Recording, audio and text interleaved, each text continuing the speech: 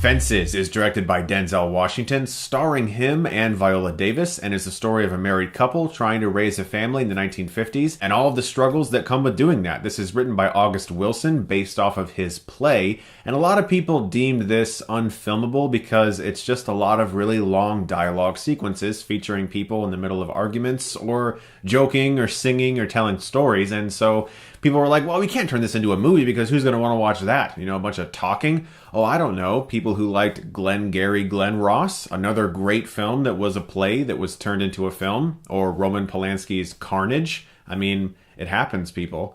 It's not that strange.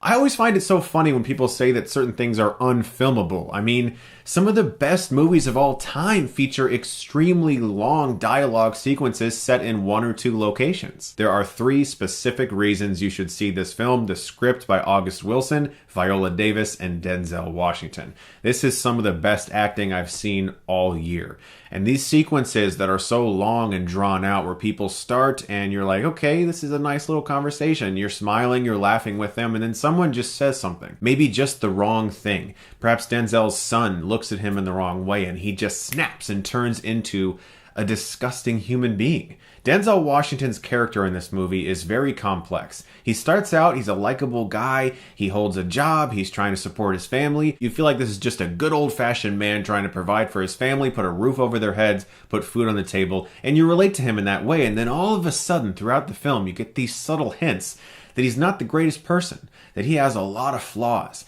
You learn a little bit about his backstory and how he was raised, and then you see some serious shit go down in his family. And it is heart-wrenching. The acting in this film is so powerful. It really does transcend the film experience, and it does feel like a play just edited together as a film. And I love that about this movie. I love watching these actors have so much breathing room to perform.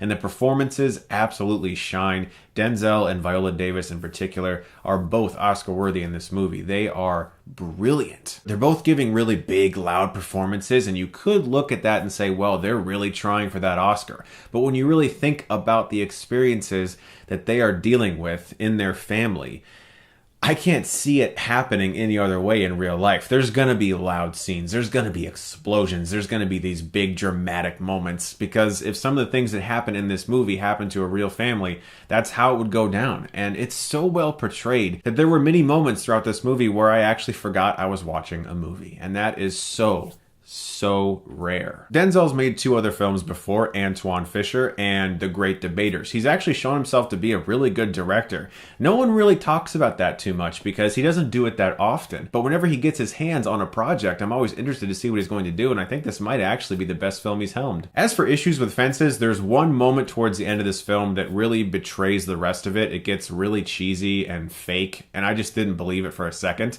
Other than that, this is an excellent film with amazing performances, and I'm going to give Fences an A-. It's in theaters now. If you want to have a heart-wrenching, gut-wrenching Christmas at the theater, go check it out. It has amazing work from a lot of really talented actors. Guys, thank you so much for watching my reviews in the year of 2016. This is going to be my final review of the year. I still have my best and worst of the year videos coming to you very, very soon. I can't wait to do that. You guys are the best. Thank you so much for watching. And if you like this, you can click right here and get Stuckmanized.